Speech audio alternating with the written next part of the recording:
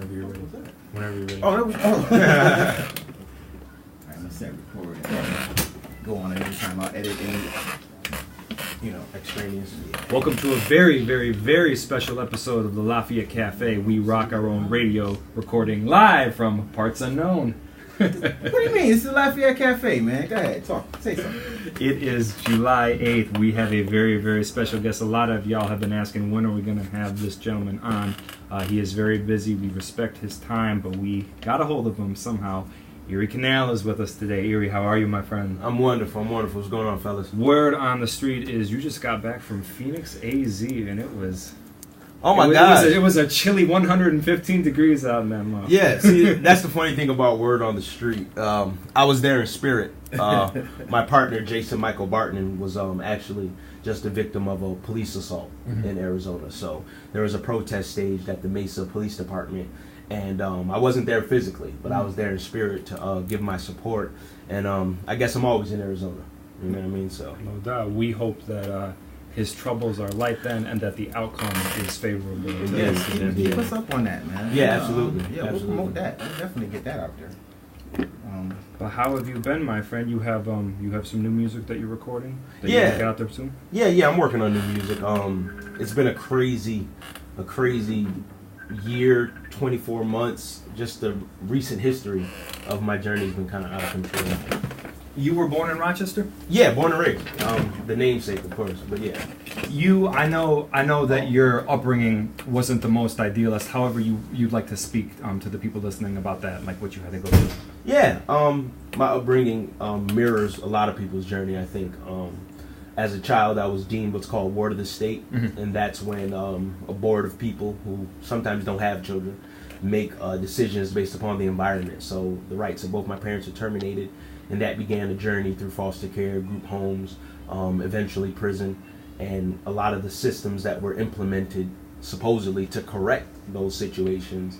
And from the inside out, I know that oftentimes it destroys people. My passion just for being alive, I think, helped me make it through it. When you were in foster care, who did you bond with? What types of adults or what adults in your life did you ultimately look up to or gravitate to? I didn't bond with anybody, you know what I'm saying? I think that experience actually adds a mistrust for children, for adults.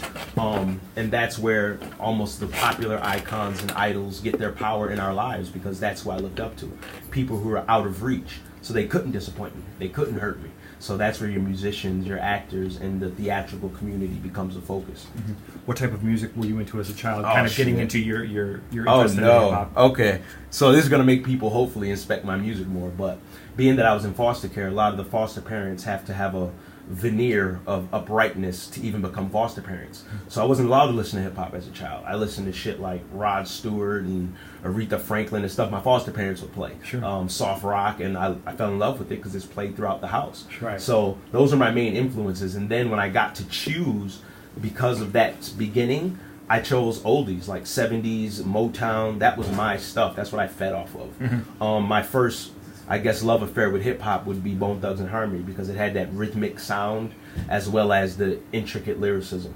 So all those things became this mix that is EERIE. We may have to take Bone Thugs off of the band list. Just What? For Did you do that? I didn't ban Bone Thugs. Oh my goodness, what is going on? We'll get back on topic. I can't deal with a lot of We had Right, words right. off air one day. I think there's a huge conceptual gain though from being exposed to rock or soul or Right. pop or just music that is beyond the realm of contemporary hip hop and R&B. Right. I see kids who do have that open-mindedness from a young age to be experienced to those kind of sounds, and kids who just mostly stick to rap, which is cool too. But I think it all kind of develops your not only your musical acumen but your appreciation for the arts and how you know yourself in the arts. Anything that sounded good to me. I wasn't really caught up on genres when I was Right, young. I mean, right. it was, if it sounded good, It was I'm about the listening feeling, to it. right, Yeah, but if it made me, those chords hit me, I'm listening. Right. So I mean, that was me. But I mean, a lot of it does come from what you're doing now. It does come from your background. I mean, what you were exposed to as a kid. So that makes a lot of sense. When did you start rhyming? I started rhyming. Okay, I've changed the story a couple times. That doesn't mean I've lied, but I had to really inspect when I started rhyming. So now, in retrospect, I started rhyming at Job Corps. that was the first time I was around kids from New York City. And Job Corps, they were doing a cypher one day, and I'm listening. I'm like, damn, they're cool. The girls are watching them. So I'm like, I could do that shit. So I jumped in and started freestyling. And my name at that point was Quick Spits. That's right. I don't. Ridiculous. We've all had our right. Yeah. I can remember Sizzle ciphers back in the day. That's hot though. But, yeah. Sizzle ciphers, Quick Spits is like you gotta pull it KWIKSPITZ. Yeah, it was ridiculous. But that was my first exposure to it. Thinking of myself as an artist happened in prison. I was in Green Correction, which is a medium level facility in New York State. And whereabouts is that located? I don't fucking know. The mountains. The mountains somewhere. You know what I'm saying? But some obscure location, not to be named, right? But that was when I sat down and saw myself as a writer. Again, the cipher pops up. I'm around kids from New York City. I get a flashback of Job Corps, and now I have the time to actually begin to compose what I want to say. Right. And I took advantage of it. I mean, I wrote hundreds of songs while I was in prison. And that's when I began to say, when I get out, I think I want to present myself as a musician, as a lyricist. And that's where I got the name, was in prison. So when I got released in 2010, I was EERIE CANAL. That's what's up.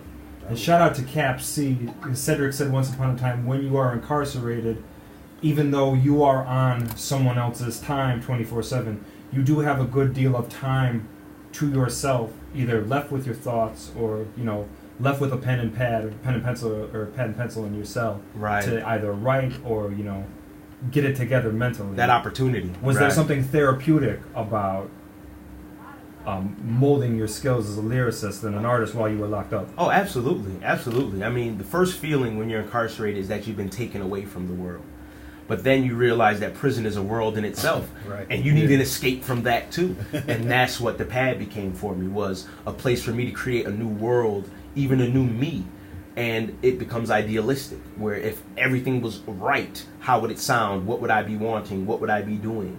And I watch people react well to that. People write street stories a lot, but that separated, objective viewpoint made me feel empowered. You know what I'm saying? So, hell yeah. I mean, you develop, you articulate, you mold this character, and I took it very seriously. You know what I'm saying?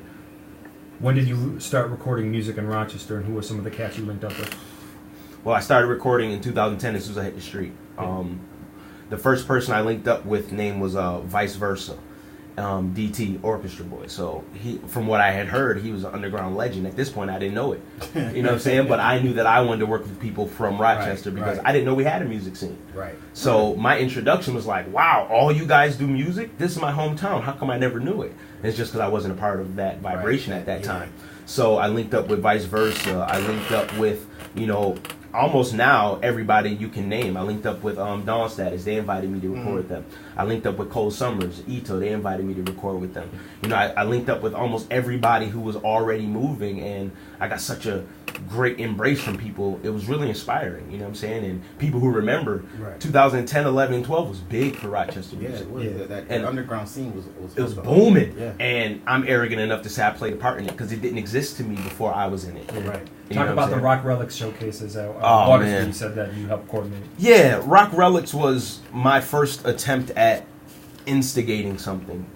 Every time it was a bill that was already built that I was paying to get on, and then having to sell tickets, hopefully to recoup some of the money I spent, and then promoting the show as well. So I'm actually working for the person who created the event just to make back money. I was charged to participate. Okay. And I'm not knocking the hustle, but that was what it was everywhere I went. That's basically okay. So I had a Cat Ciadella had a link at Water Street, and I told him I want to throw a show. I know enough people. I've been performing enough to where I want to be the one to invite. I want to set the theme for the event and throw it. And Rochester Rap Relics was my first attempt to do that. I invited out Golden. I invited out Illinois, Ito, and a lot of cats came out and rocked, and we had a great time. A couple mistakes were made, but again, it was my first time. And I see myself soon doing that again. How do you come into the business, entrepreneurial, organizational acumen? Like a lot of cats have their artistic game on lock. They have their personal voice. They have their mission statement as an artist on lock. But understandably, when it gets to the behind the desk work, a lot of cats don't know where to begin. And that's fine, but you have shown that you're a step above that. Like, right. How did you all put it together mentally? I put it together. It came together itself mentally. Mm-hmm. I can tell you what motivated me to pursue that aspect was my passion.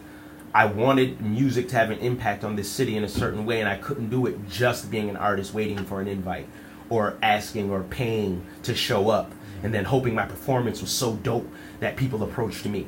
So I just started using my phone. You know, everybody's got Facebook, everybody's got this, and I started reaching out to the people I were meeting. And instead of as an artist saying, I'm Brandon, I had to almost let EERIE step aside and say, hey, I can bring EERIE to your place, but I want to be a part of bringing other people I think can be volatile. Right. Volatile.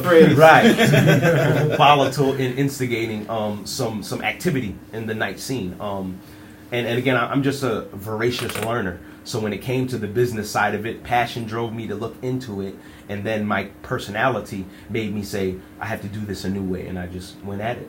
Okay, so you basically get into it and then just get into it, basically. Yeah, I jump in the pool. Yeah. I jump in the pool. There are people who are better at it than me who specialize in it. And that's one thing I don't want to do, is wear myself thin trying to play all positions when I truly want to be an artist. Right. But if I feel like there's a necessity for me to explore that business side of myself, then I'm going to do it because my purpose hasn't changed. Right.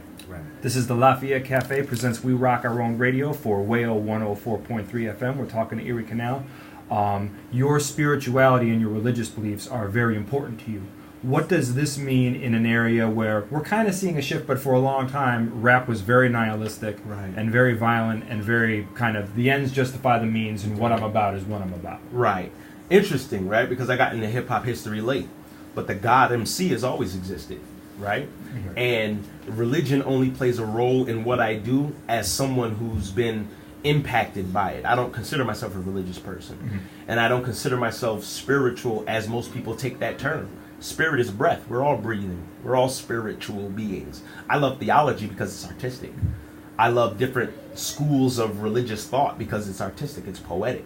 And I recognize a lot of people are trapped by the concepts they've accepted from religious doctrines. So that gives me a key in the door. If I speak on something, it doesn't matter my position on it. If I know it's in your heart and mind, you have to pay attention, even if it's just to hear me and reject it. Right. So it plays a big part because I want to be effective. Mm-hmm. I want to be effective. And for all the people listening who see some things that may throw them off, I know God exists. I don't deal with belief. Mm-hmm. Belief is not my game. My game is I know what I know, and then I'll go into other people's beliefs almost as an adversary, which they call a Satan, just to challenge you to investigate what you have held so truly. And that's violating on some terms. And I'm glad you said that, because there's so many people that come to me like, yo, that kid EERIE, man, I can't get into where I mean, he be killing me, man. I don't know what he's saying. I don't know what he's doing. Yeah. But you shocking him. So your name, right? You talking to me about it, kid. I mean, that's you're telling me, yo, I don't know. You're telling me you don't want to listen to the dude, but you've already done it. It's already in there. So it's already in there. Yeah. So I feel you with that. And I always tell people, man, listen to it. Listen to this kid, man. Yeah. Don't just, I mean, the book. The cover of the book, I'm telling you, is gonna make you pick it up. But if you don't read it, you're not really gonna know. That's a fact. That's a fact. So you can appreciate the artistry, of course, and not be able to empathize with the message per se. I like the gospel singer Andre Crouch. I'm not a Christian, but I can appreciate his talent. I can appreciate the feel and the tenor of the music. Right. You know. Right. You definitely can. I mean, sometimes the music transcends what you're thinking. Man. And that's a big key of bringing up religion and spirituality. Because the word is supposed to have an impact on you. Right. So if you hear a word, like for me, that you haven't heard before, but it's having an impact, investigate that feeling. Mm-hmm. That's why EERIE is like spooky. It's not a good thing, but it's only accompanied by moments that supersede what you're used to. Right. You know what I'm saying? Right. So I'm okay with being the bad guy because my job is to bring an energy that forces you to pause. You know what I mean? That's what's up. And that brings a new spin. Yeah. And what's what we want to do? We want to bring it out. We want to let everybody know. This is the rock, right man. Yeah, man. Come on, we got a responsibility. Are there a lot of questions in your life or truths you're seeking that you still haven't found yet and you're looking for, or others that you have found in the past? I'm not seeking any truths now. I've traveled quite far. You know what I'm saying? In terms of thought and stuff like that.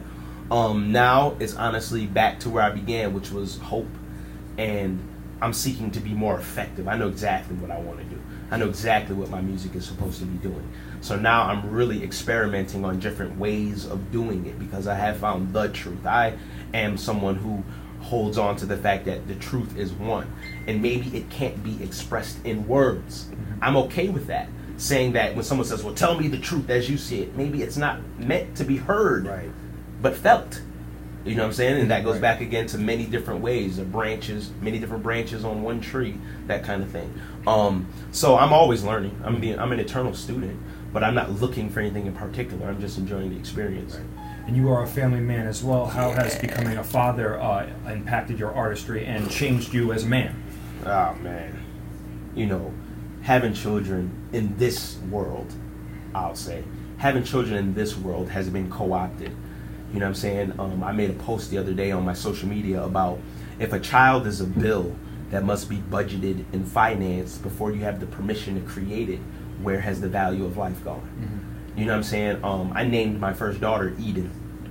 So if, you know, in certain poems, God's favorite creation was a place called Eden, and I gave birth to a child named Eden, my only job is to create the garden that is her name so she doesn't feel disconnected from the world she's in. So I say in another song called Thanks for My Child, my children are my reason for existing now. If they're not here, I don't really care if I'm here or not. The only mystery is what's on the other side. So my children actually become my foundation for existing, because my story is going to become their echo that they follow.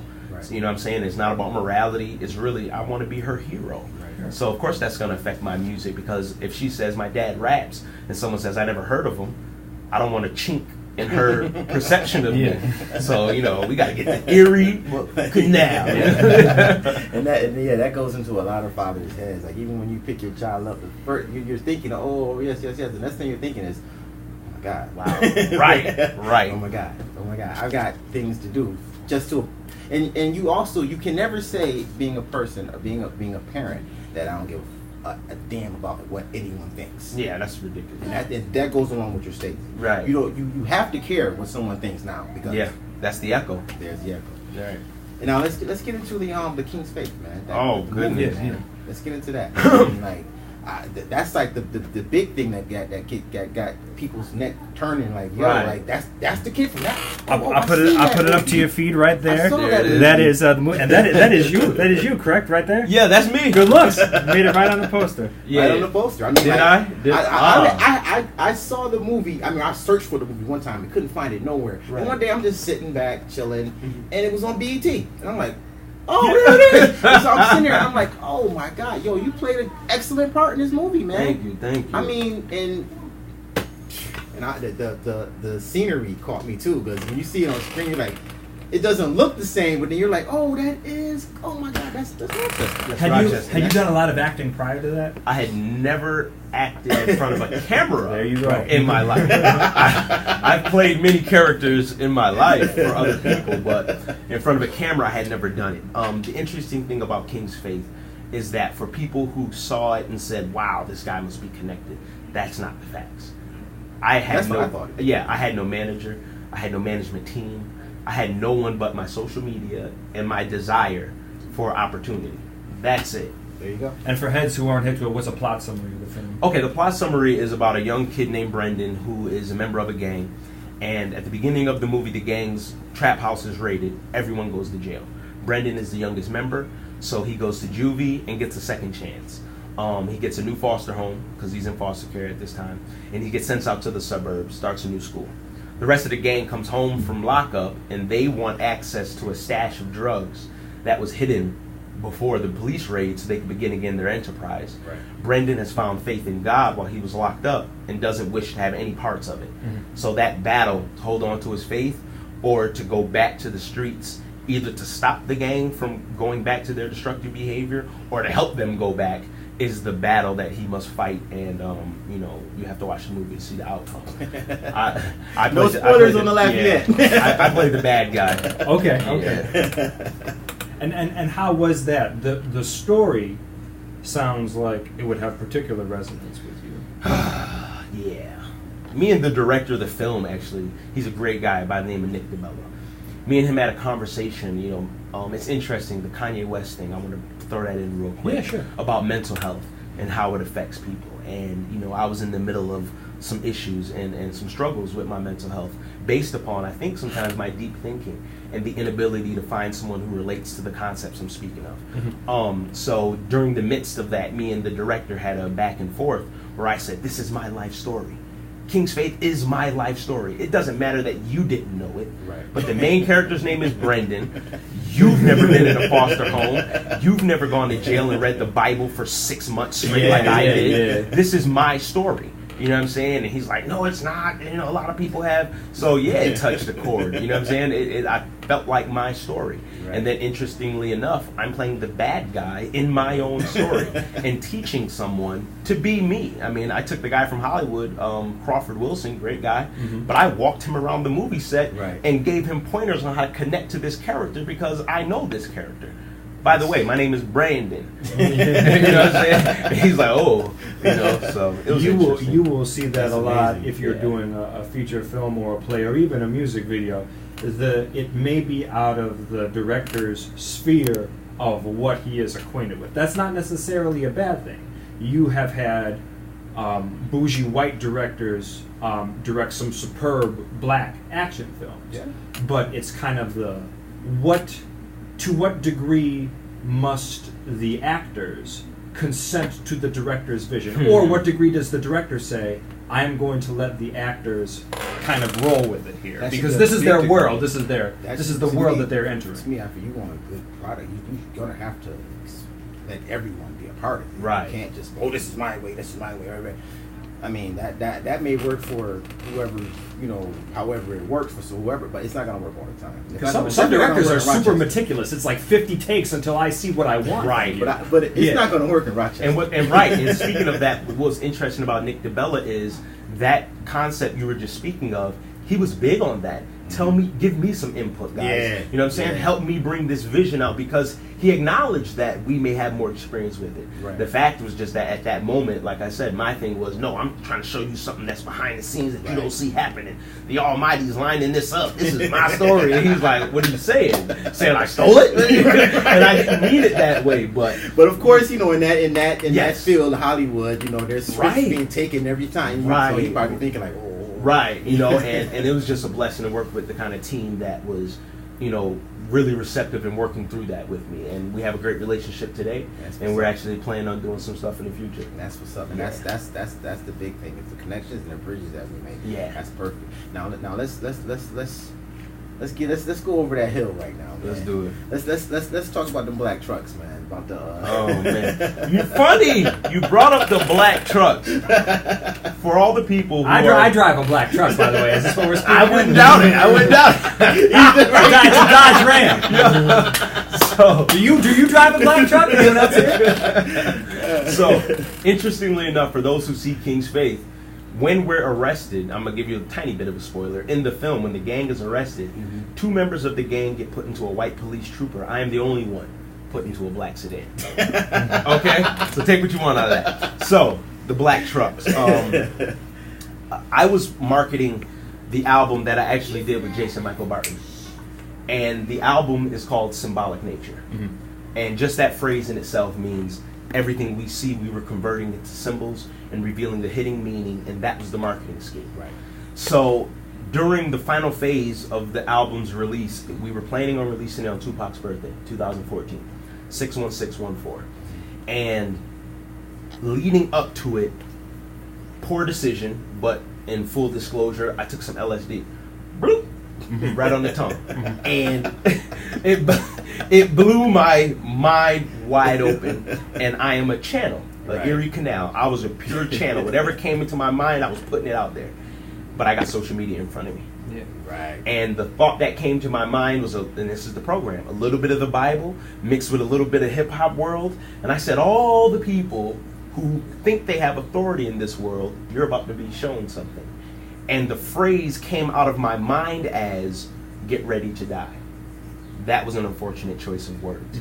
I posted, get ready to die on 50 million social media pages. I'm talking about, I was tagging Lil Wayne, Jay-Z, Kanye, and a couple other people who ended up on a criminal indictment. Right. And the basis was basically, Brandon, we understand what you're saying now, tell it to the judge. And I was charged with threatening to kill the president based upon a promotion for the Symbolic Nature album. The black sedans did show up, the German Shepherds were there, the AKs were there, and I was barefoot in Captain America shorts like, what is going on? I didn't mean it that way. And they were like, yeah, all right.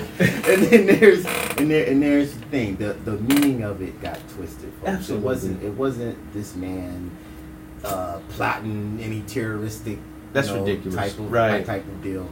I mean, that's the truth that I want to be put out there. Like, I mean, we are here to express ourselves artistically or whatever. I mean, as long as it's not invading anyone else's situation, express yourself.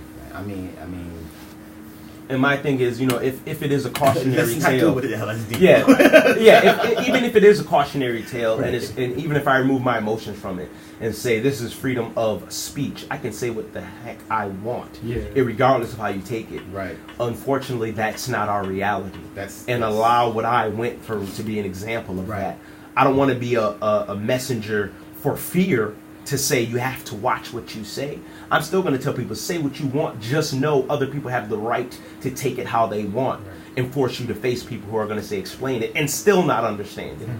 In our country, freedom of speech means freedom to get your butt kicked for what you say, and that's basically what it is. You can say it, the consequences are mine to dish out. Right. You have the right to say what you want, right? But some words come with knuckles and some words come with knuckles. Right. So I mean, or black sedans and dogs. Right. How long was the whole ordeal when all of a sudden your trial proceedings? Right. Ultimately. So this is what happened.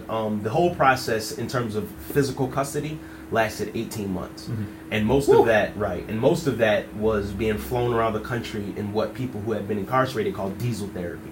The federal government likes to spend money changing bodies' hands. So I was flown to different ports, different states, where I would change custody, and each time it's a new booking of an account. This was not a world tour with Muhammad Mohammed. No, but it was a tour, right. And, all praise is due to the Most High because I met amazing people who were at different stages in their journey. I learned a lot.